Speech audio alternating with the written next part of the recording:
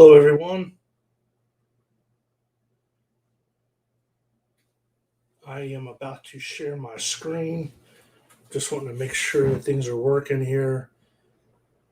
Having too much trouble with the sound. Hello, everyone. Okay, it seems to be working. Let me get my screen shared here.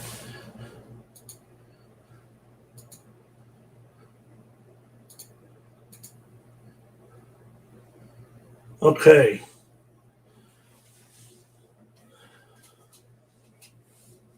How is everyone doing tonight? Hope okay. It is Tuesday, October 12th, and there was a lot going on with crypto, NFTs, and in the news today. Thought I would just do a quick little rundown. So everybody noticed that Bitcoin took a drop today, and it had this big wick down, right, where it just, I guess it got to 54, and then come back up. We had got as high as looks like 57.8, which is a pretty good slow climb up. I mean, we all like to see these big green candles happen all at once with a huge volume, but I also like to see it, just steadily increasing up. Nice little, the elevations here. Of course, we have some retracements, but suddenly today, the bottom just dropped out, right, and then it found some support here. It looks like 53.9, and now we're at 56.485. So 55 has kind of been the support level here lately, and somewhere around there. I mean, I guess it could be argued that 50 or even 47 ish is a support, but here in the last few days, it seemed like it's went above and below 55,000 several times, right? And so to lose 55 at this point, while on one hand, it's not the end of the world, but to lose 55 would be a little sad because I would want to see this, keep going higher. Um, 55, if it becomes support, it'll test 55 so many times, hopefully, and then move on to higher ground. So, one interesting thing is the effect that Bitcoin has on the altcoins. And let's look at one of my favorites up here,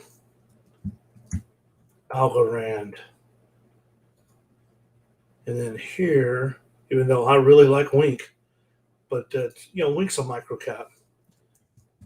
Let's see what's happening with just a couple choice alts here.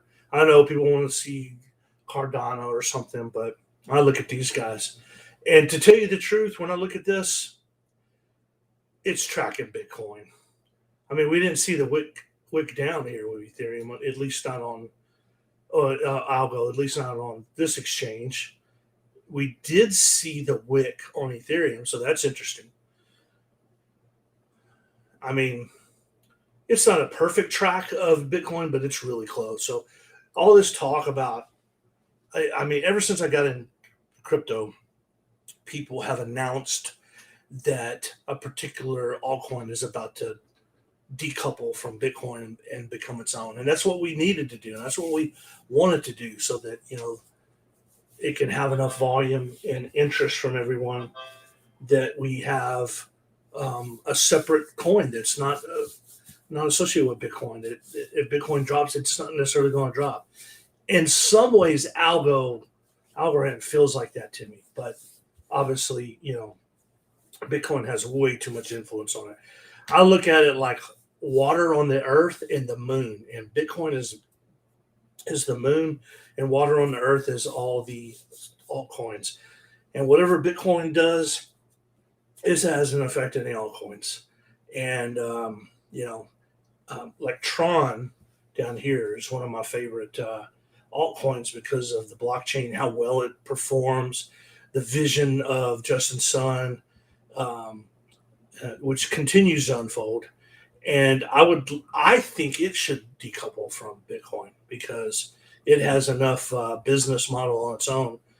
Something like $36 billion in Tether exists on the Tron blockchain, and I forget what the daily number is, but it's a hefty number too of transactions.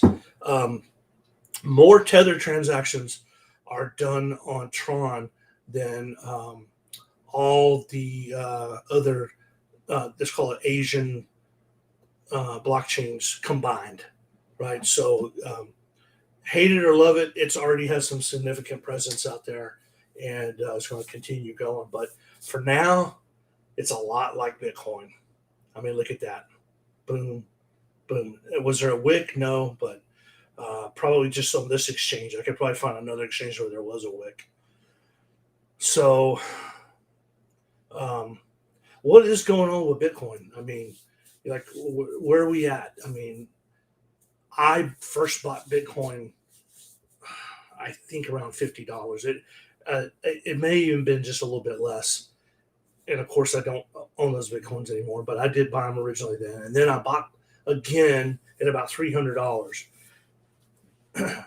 I bought at $300, and we're now at 56,410. That's what I call a lot of white space. That's just, like, I know that Bitcoin can be $300, but here it is at 56, and all the stock to flow models and all the predictions out there and projections are that Bitcoin's just going to keep going up and up. And part of that's got to do with the scarcity model. There's only going to be 21 million coins. Although I saw a hypothesis today about what if it keeps minting, it keeps producing blocks after 21 million. Of course, someone took a strong look at the code and said, no, it's 21 million is the cap. But what's interesting about that is none of us will know about it. We'll all be dead when that happens, right? Because we got like a couple hundred years before that last block is done. But it is very interesting. It is, to me, it's a reminder that you do need to trust but verify. We trust that, but people do need to take a look at the code, and I'm sure they're doing it right now. And if there was any problems, we would hear about it soon. But where is Bitcoin headed? There's different theories about that. Like, there's one model that thinks that it's going to be at about 130,000 by the end of this year, which would be awesome, and that it may even go a little bit higher than that, and then we possibly could enter a new cycle. There's a theory out there that we're in what you call super cycle, which I think that happened back in 2013 also, where we could see some significant gains. I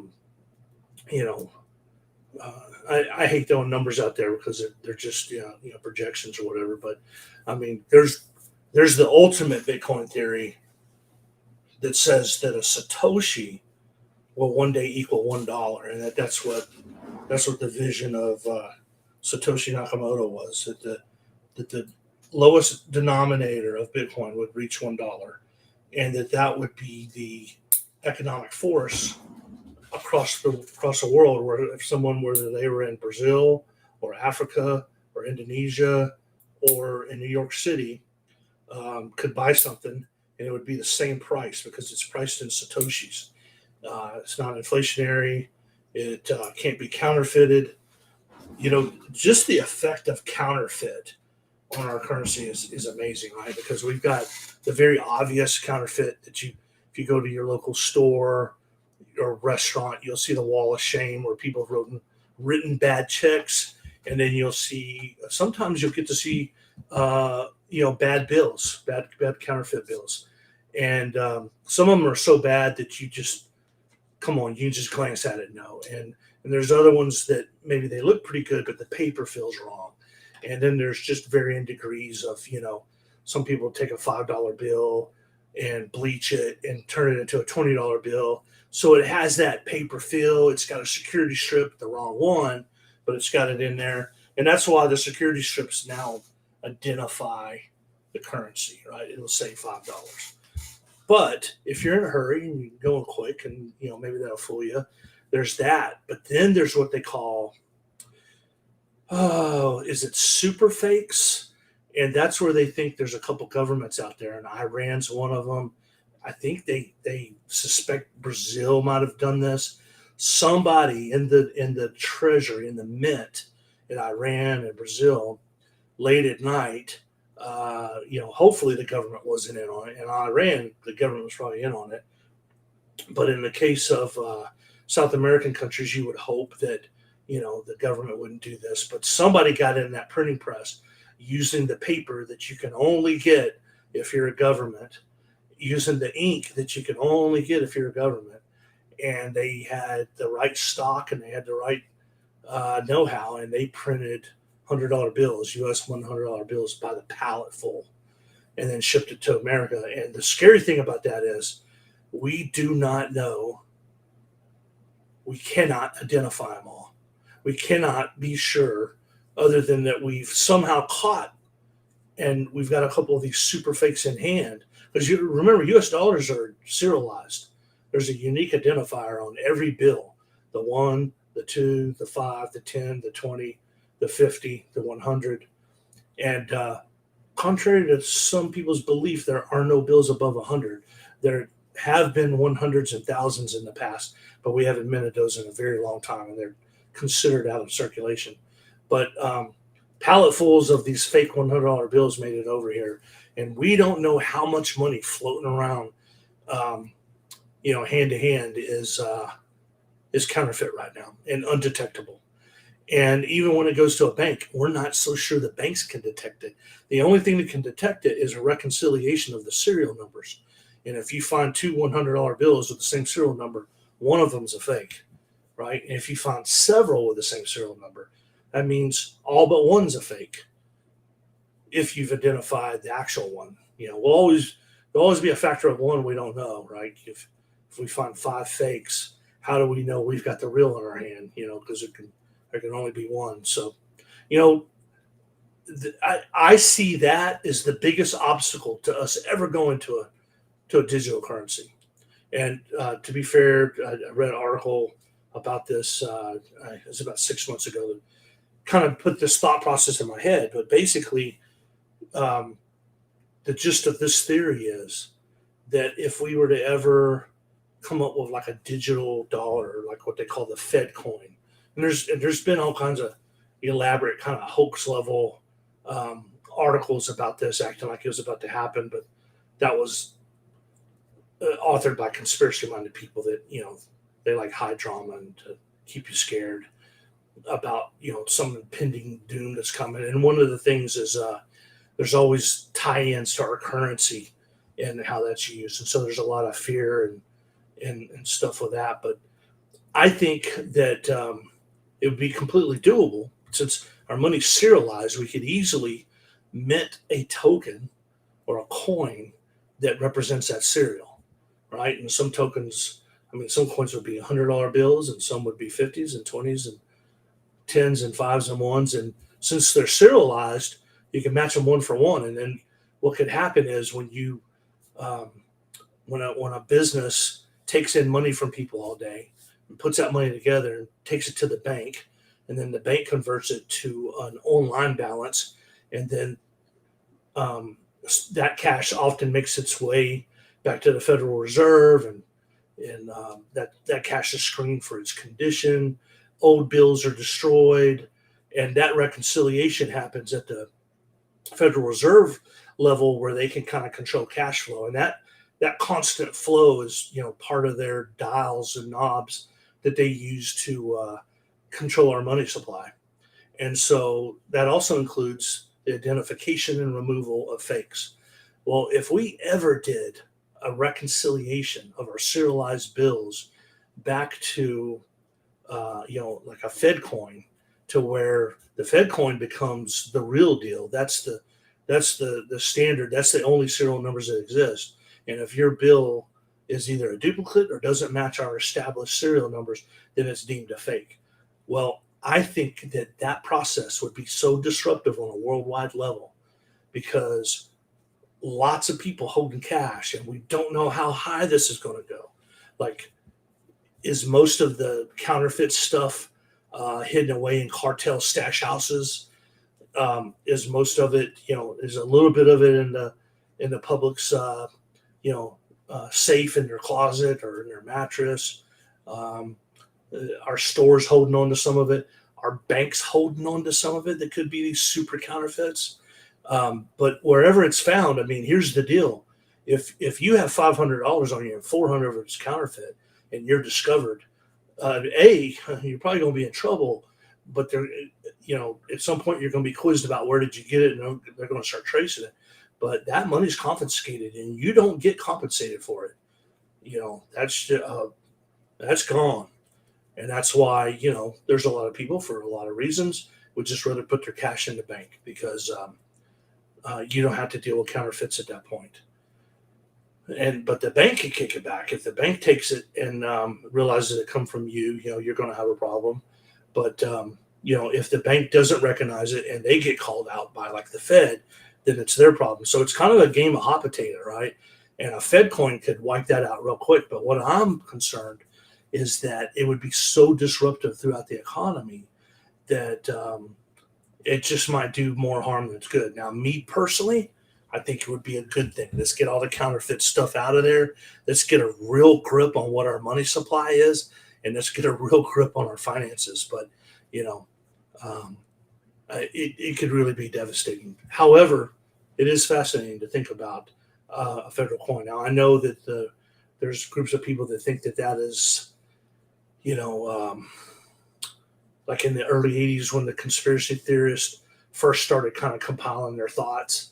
One of the things they would talk about is a one world currency, and that was going to be a means of controlling the people and all that. And I've heard the theory that Bitcoin is that one world currency and that it's going to take over and all that. It's all very, very dramatic. But what's tangible, what's real, what we see out there is that, Bitcoin is kind of has a niche market out there. Not everybody's cool to it. Not many countries are, not many municipalities, not many corporations, but there are some. And it is a mathematically fascinating and sound model. And it can't be counterfeited. We can't print more so that, we have more money. And that whole thing about, printing money and inflation is, very interesting, because we have printed so much new money just in the last couple, like 18 months, 2 years. It represents something like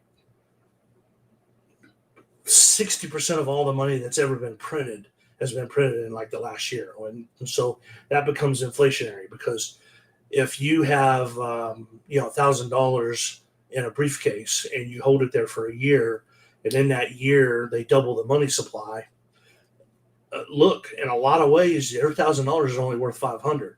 And that may not seem real, but when you start buying steaks and Ford pickups and Chevy pickups and Cadillacs and dishwashers and all that, eggs, milk, when you start filling your tank, it gets real quick, the effect of inflation.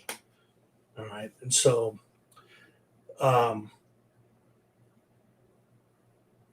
I wanted to talk about a couple of things of inflation related. One, this is kind of a shock. Gas prices have hit $5 for regular in Manhattan right now. Now, granted, Manhattan is an expensive market because it's not easy to get an 18-wheeler through New York City to fill these tanks, but it's not impossible either. But to see prices creep above $5 is just inflation. I mean, we're already Biden's having to beg OPEC to pump more and import more because of supply and demand, because he basically tried his best to shut down the oil and gas industry in America. And the only reason that we're not completely cratered, and the media doesn't cover this, right? I worked in the oil field for 7 years, and I know a lot of people still in it. And the only reason that oil and gas didn't crater is because nobody listened to him. South Dakota, North Dakota, Wyoming, Montana, even Texas. I think California probably listened to him. California is not a huge producer, but they certainly do produce.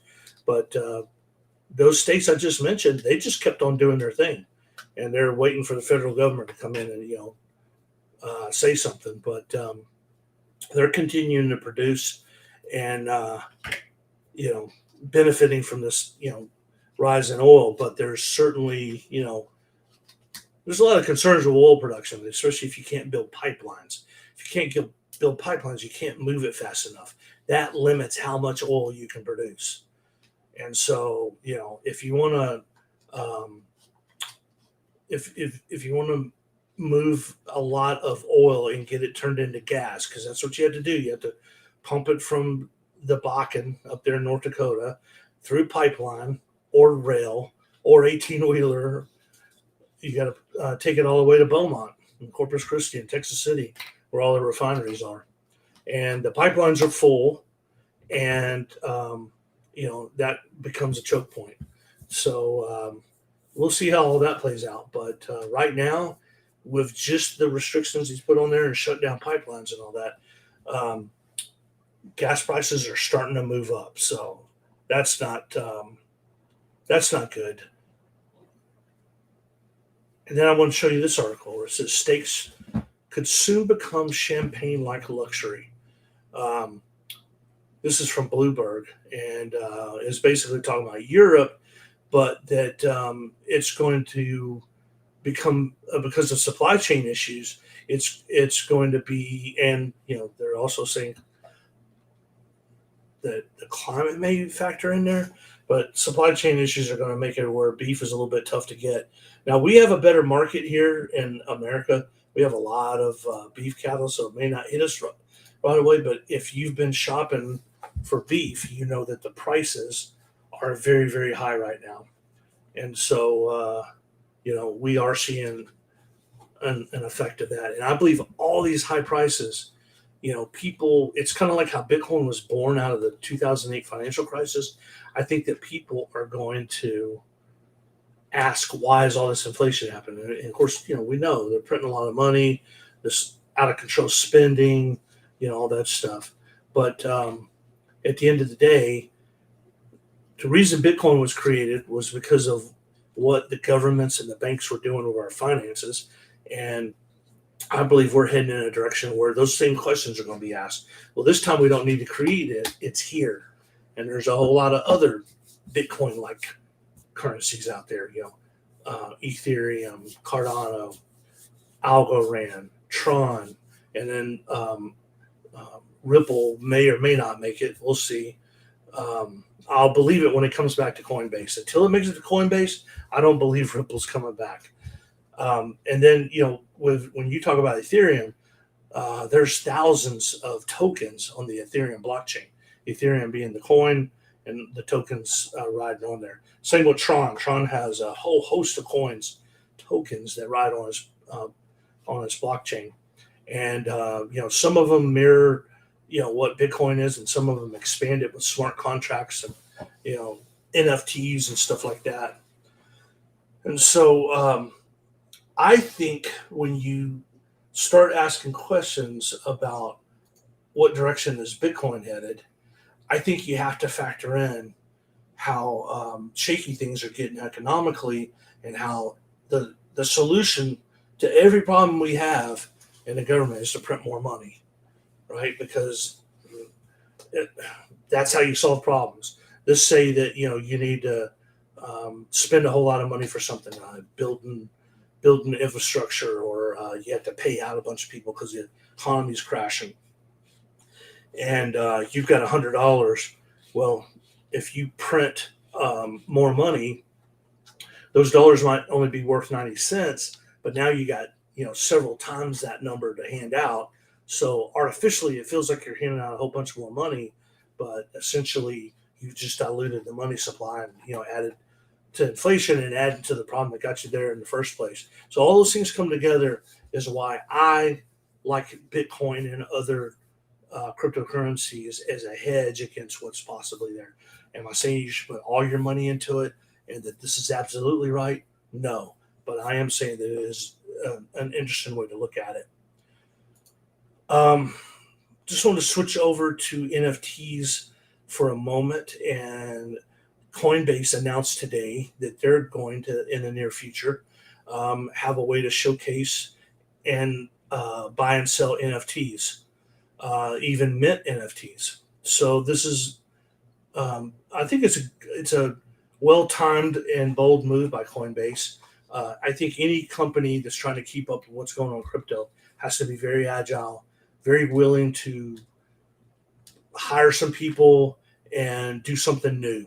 Right? Coinbase hasn't been anywhere near NFTs for a long time. I guarantee you, they hired a bunch of people, and a lot of times that's how you can tell what a tech company, what direction they're heading. If you look and see who they're hiring, as far as like what specific kind of development people they're hiring. But Coinbase heading into NFTs is a big deal because Coinbase is pretty much the de facto way Americans get on to Bitcoin and other cryptocurrencies, and Coinbase is helping making it all go mainstream. And it's got banking like features. I think they squashed some on the loans, or they're putting some scrutiny on them about it. But you can put your money in Coinbase and Bitcoin and then borrow against it. There's several currencies on there that, like Algorand and Cosmos, and there's one starts with a T I really like. Pays you an interest 4 or 5%, so it beats the banks, and it pays constantly. It's not it's not once a quarter, it's not once a month, and the counter goes constantly, but I think Algorand paid out once a day, and very reliable. You can make more, you can earn more interest by having your money in Algorand, but on another wallet, like outside of Coinbase. Coinbase obviously takes a cut there, but there's safety and or perceived safety and easy use on Coinbase, and it's leading to adaption. And now they're going to launch NFTs. So basically, what I'm telling you is NFTs are hot right now, but I think they're about to get hotter. Let's see. Oh, so also mentioned that for the last few days, I've heard that things are getting better. Things are getting better. That the number of deaths are going down and infections from COVID. But just wanted to point out in Minnesota, they must have lagged behind us because the Delta variant is actually pushed up the numbers past 8%, which is before the vaccines ever even showed up. But what's very concerning about this, and I'm not anti-vax, but 75% of Minnesota is vaccinated, yet their numbers are coming up high. So what does that mean? Kind of interesting. And let me close this one. I was going to spend some time and look at some NFTs.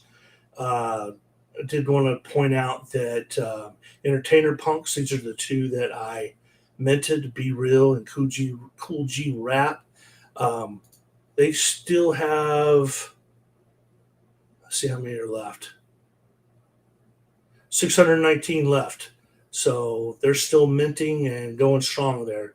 You may want to check them out. Here's some of the ones still in there, right? And it's an NFT that is basically a short little video clip, like a GIF. So very interesting, very nicely done, tributing to all the hip hop artists, and the attention to detail in these is really amazing. If you look at like Tron Punks or some of the other ones, it confounds me how valuable they have become and how low resolution they are. And so I just think these are, hopefully the way things are moving. And then wanted to point out on Craftly, I did not get into them, the Baby Turus. Look, they contacted me. They wanted me on their advisory board. I thought it was interesting all the way up until I heard the Just Money part. And just money. If you pull that up, it does like $500 a day in volume, right? Like to me, that's something that's about to die. And these twos, basically are using that same model, and I think they're using that smart contract programming. But they're doing pretty interesting here. If you look at some of the prices that some of them have went for already, um, and they look great, and they have that, you know, they have the characteristics, So looking at what Baby Turu has on sale, they're being, I guess you can min them, um, but some of these have some pretty good bids already. Like the Manny Pacquiao, that's 17.5 in Tron there. That's pretty healthy. Um, I like this one, Zen Gnarly. I almost want to bid on it, but you know, 3,000 Tron already. So these things are doing good. These guys are great. Um, so they wanted me on their board, and I was kind of interested, but then they wanted money, right? They wanted me to stake a certain amount of money, and have a vested interest. I'm not saying that they wanted money to keep. They wanted me to have a vested interest in the project, and um, something about that just kept me from getting very interested. So I kind of left it at that. Okay, one other thing I wanted to talk about: all these headlines about the airlines, and debating with the Texas governor who is opposing Biden. And, we've had a lot of problems with Southwest this week. They're blaming it on air traffic controllers, which is very interesting because there's no issues with air traffic controllers right now. And I know some air traffic controllers, been in contact with them tonight. And I know that there's no issues with them yet, but there's something coming. So rumors are, I'm going to tell you what the rumor is, and I'm going to tell you what my air traffic controller friends are telling me to reconcile this. But the rumors are, and let me just, for context, there are 14,000 air traffic controllers out there, right? 14,000 service, mainly North American skies. And 6,000 of them are rumored to are going to basically quit over the vaccine mandate. 6,000, so 6 to 14,000. That's like 45% of them are going to quit. If that were to happen, we're going to see mass disruptions in air traffic. Just forget about booking a flight and trying to get anywhere if that happens. And something's going to have to give, because these are the holdouts. These are the guys that are saying, no, I'm not going to do it. So I checked in with some of my air traffic controller friends, and here's what they told me. And this is very telling how they explain this. And they might be listening to this, but they're telling me that there's going to be some sort of workaround where basically they're going to be allowed not to have the vaccine. And it could be that um, maybe the union gets involved, and this is a solution that's going to affect more than one person. But it was described to me as a potential religious exemption is going to be used, because we will go into emergency mode if we lose 6,000 controllers. You know, when Ronald Reagan did his move, the good news is he had all these air traffic controllers he could then rehire, and until the training caught up. And we don't have that situation right now. Like, if they won't get vaccinated, they can't go to work for them.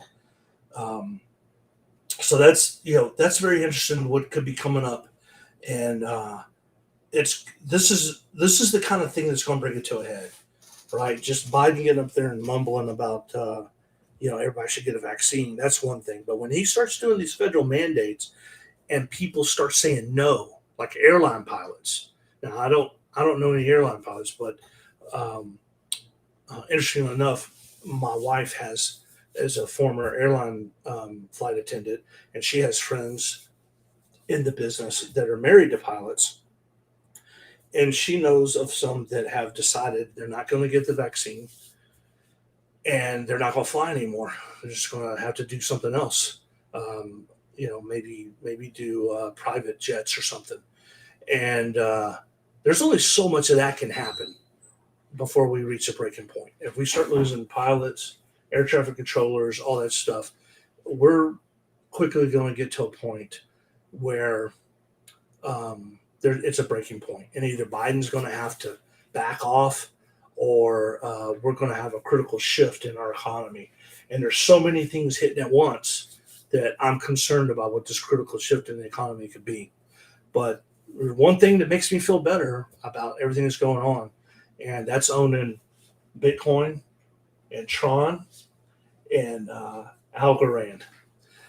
I think those are three good coins to have in this unknown and shaky future.